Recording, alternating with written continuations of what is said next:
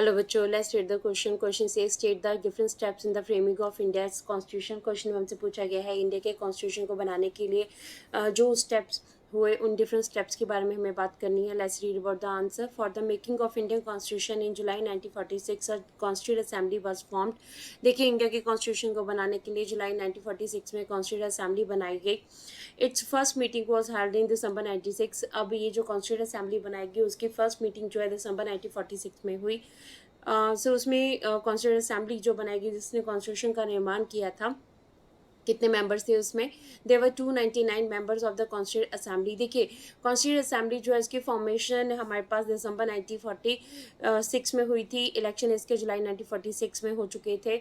अब देखिए उस टाइम के ऊपर इंडिया जो है फ्री कंट्री नहीं था. इंडिया जो है उस टाइम के ऊपर पाकिस्तान इंडिया जो है उसकी पार्टीशन नहीं हुई थी.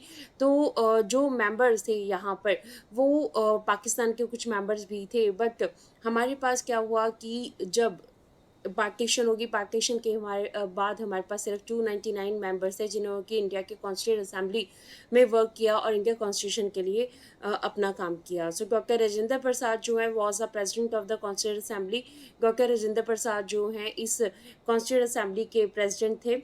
Drafting committee was formed. देखिए इस कॉन्स्टिट्यूशन में क्या किया गया, रफली वर्क करने के लिए ड्राफ्टिंग कमेटी को बनाया गया जिसका मेन काम था रफली जो है कॉन्स्टिट्यूशन को बनाना, उसके ऊपर डिबेट डिस्कशंस करना और उसको फाइनलाइज करना. अब इसको बनाया गया. इसके हेड कौन थे? Doctor Bhimrao Ambedkar was the head of the drafting committee. Doctor Bhimrao Ambedkar जो हैं इस ड्राफ्टिंग कमेटी के हेड थे जिन्हें कि फादर ऑफ इंडिया कॉन्स्टिट्यूशन भी कहा जाता है. सो discussion and debates were done. अब देखिए डिस्कशन और डिबेट्स जो इंडिया कॉन्स्टिट्यूशन के ऊपर हुई. Every document presented and every word spoken in the constituent assembly has been recorded and preserved. देखिए हर डॉक्यूमेंट जो कि असेंबली में उस टाइम के ऊपर पेश किया गया, हर एक वर्ड जो कि उस असेंबली में उस टाइम के ऊपर कॉन्स्टिट्यूशन बनाते टाइम जो है बोला गया, सबका रिकॉर्ड रखा गया. These are known as constitutional debates and are printed in the 12 bulky volumes which are in the library of the parliament. देखिए जितनी डिबेट्स हुई इन्हें कॉन्स्टिट्यूशनल डिबेट्स के नाम से जाना जाता है. प्रिंटेड फॉर्म्स में ये 12 बल्कि वॉल्यूम्स के रूप में हमारे पास आज भी पार्लियामेंट की लाइब्रेरी में मौजूद हैं. So the assembly adopted the constitution 26 November 1949 and it was enforced on 26 January 1950.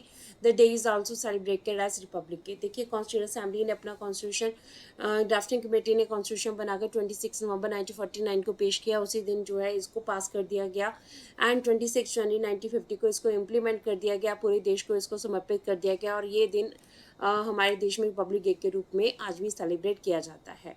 So this is the answer of the question. Hopes you understood the question as well as the answer. Thank